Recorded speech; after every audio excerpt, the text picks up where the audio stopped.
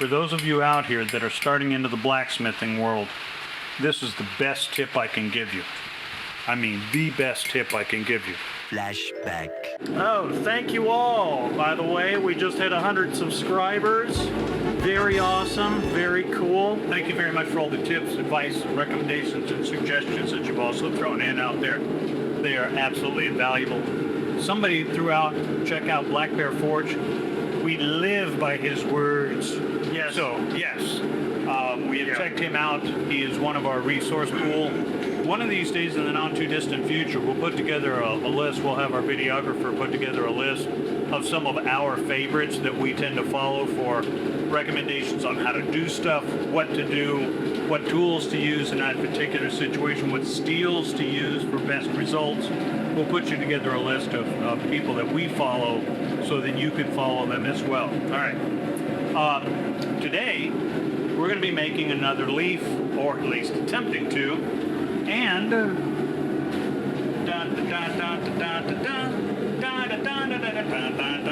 this anvil used to be about there, okay? Which makes it when you're a midget or a dwarf, it was literally there. Geometry is terrible for not putting down hammer strikes, for not getting absolute arm and shoulder fatigue, especially when your butt is this close to the curb, because I'm literally on tiptoe doing this to come down on an anvil that's that height. So, It wasn't even comfortable for me. well, we did that and had it whacked down to just below belt height. If you look to the other blacksmiths that are out there, they don't tell you anything about it. I think that's because they don't like it. To be fair, he might have said something in another video, specifically Black Bear, and we just have not watched it because he's been making videos for how long? Like, ever? A while? You know, since they invented the television. Yeah. But long story short, today's the first day that we'll have a chance to actually try out the geometry of working with something where your hammer blow is not here, is there, which should make dropping your hammer flat much easier than this. Yeah. So we're hoping this is going to have a market improvement and our performance will become better. Well, reflected. Yeah, exactly. Better payoff in theory. Got to get the square and the point in. I can already tell you this is feeling so much better. Better. Or pinging better. Actually looks better too. Well, I'm able to line it up way better. Like, I'm able to actually just tap away a couple times. The only thing is I still don't know how people are so good to be able to keep it not moving at all at the very edge and get that really nice, like, point in. All I know is it feels better and it's looking less screwy. That looks better. It really does. I mean, you're not blind. One of the disadvantages also of having your angle that high and up here, when your hammer comes down, it eclipses your work. You can't really see where your hammer is falling. In this location, now you've got over the top look and you can see where the hammer is actually falling onto the material much easier, and the control is less bound up. You're not chopping out of the shoulder, you're actually just dropping out of the elbow and letting the hammer do the work instead of you doing the work. Damn, it's looking good. Holy shit, isn't it? What the hell? It's like a whole new world's been revealed to me. Okay, it's still coming out. It's coming out all right. Too shabby. I was supposed to put it... it's not centered on the corner as much as I want it. Because you're moving it around. Hey, shut your mouth. Hey. And we can start cut the opposing side of it so that the space between these two cuts is where the rat tail's going to be. Yeah.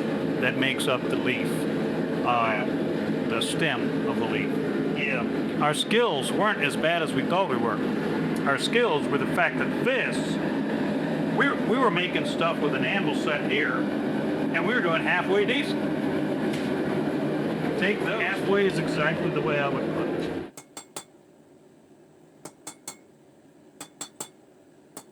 What's Alec? What? Steel. Alex Steele. Very fitting name. Very good name for a smith. True. Alex Steele is the one that recommends doing these opposing angles so that your metal doesn't constantly chase itself around. You're doing one in one direction, and when you turn it over and do it up, it lays flat now instead of it constantly trying to rise to. Holy shit. It's almost like, This is actually magical. it's almost like when you're doing Truly, even. I feel like the first caveman that like learned how fire worked, or that it existed, neurons start firing off, you know? Usually people hammer it out a little bit square, so I'm going to try doing that. I'm telling you, Jacob, your technique just looks fantastic on this lower end. Thank you. Everything that we were learning the hard way just suddenly fell into place going, oh, now I know why there's so much work. This is so nice. The nice thing about it, man, you know, you get to bend over it. Well, it's like I can do this sort of work instead of like Being up here trying to do this. swing it out to the side. It's like those badly choreographed medieval movies where people are like swinging wide from the side. I'm like, dude.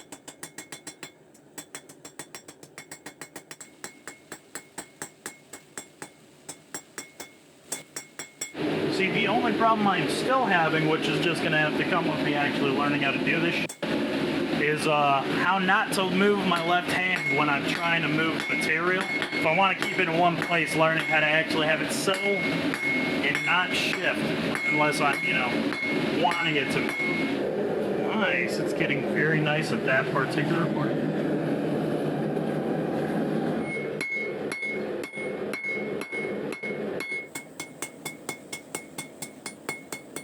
Yeah, I think that part near where the hand that's connecting to the handle, that is like getting very much close to it. I think really just the part that's connected to the actual leaf, I think that one a little thinner, and I think we're good.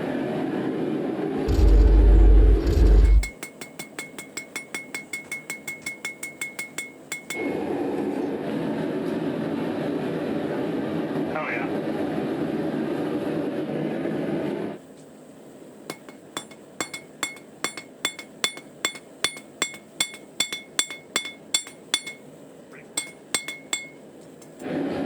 A little bit right there in the corner.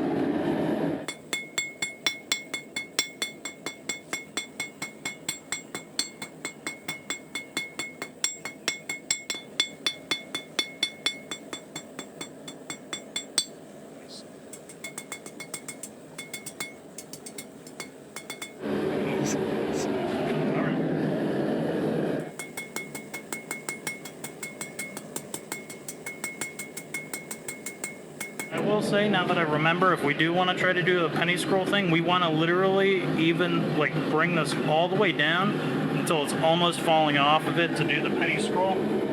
So we gotta almost make it where this reduces to like nearly zero. And if we want to do that, if we don't want to, I'm on it, then that's perfectly fine. I'm on it.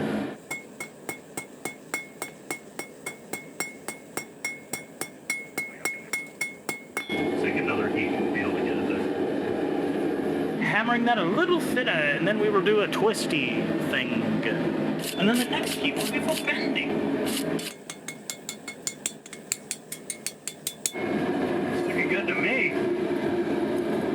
What do you think there, guys? Well, I don't think we were able to bring it all the way up to the end of it, or the tip of it, because of the angle it was going at, since it's slightly to the right or left if it's the other angle. But, I think it looks good design-wise. See what we can do about thinning that back section, so yes. we'll get her nice and warm. Okay.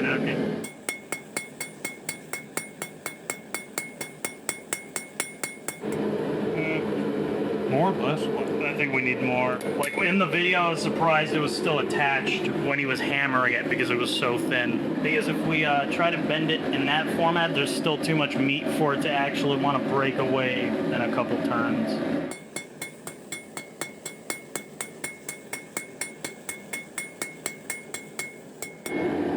We bring it to the edge and we just try to pinch it, because that's really what we need, is the pinch. Okay.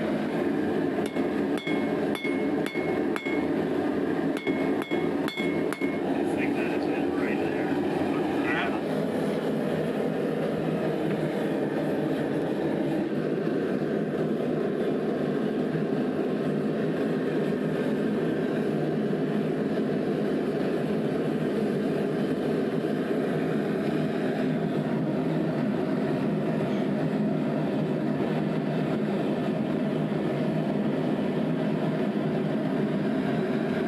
So we got something there. We do have something there.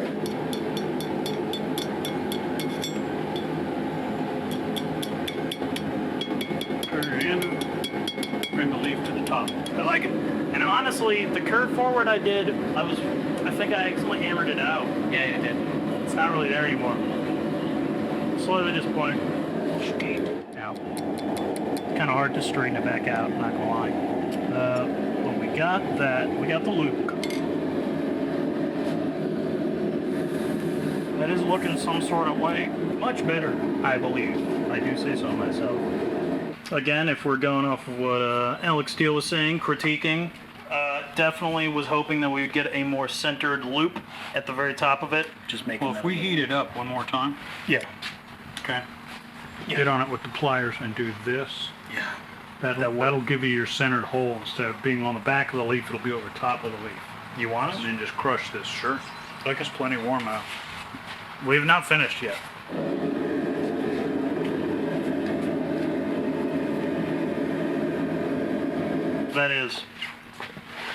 That is about it. That is what I was thinking. I was gonna say, did it decenter during that? Yes. Oh. I guess we could have heated it up. Critical failure. Do not do this when it's cold. But Or you wind up with two pieces, not yeah. one. Now we just got a forge weld. Time to go into a forge welding. That's right. Forge welding 101. But yeah, no. I mean, again, it's not like we're gonna do anything really with it. This is just kind of. 1 hour later. Broke the first one. We're showing you the finished product of the second one.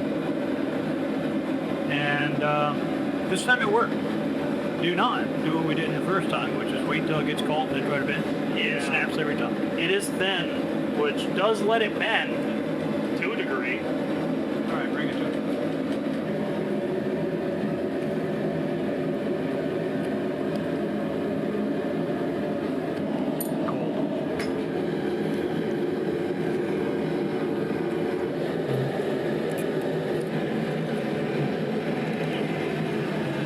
Not bad. Excellent. Awesome.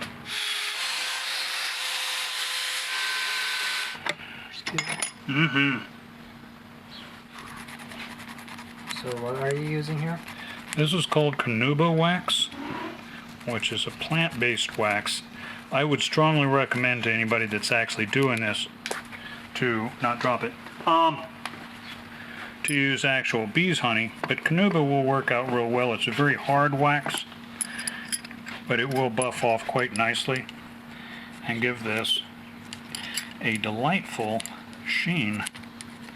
We're using the heat that the wire wheel grinder generates in it to help this Canuba wax melt a bit. Ooh. I like it. Still kind of see light through here in this gap, but I do very much like it.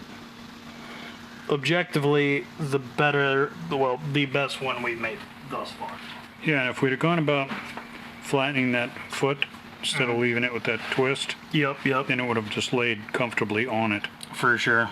It certainly worked. This anvil at this elevation makes working so much easier. Jacob and I both, regardless of our heights, at the end of the day, felt like somebody had been beating us with the hammers instead of us beating stuff with the hammers. We were just exhausted. Everything about the movement was completely wrong.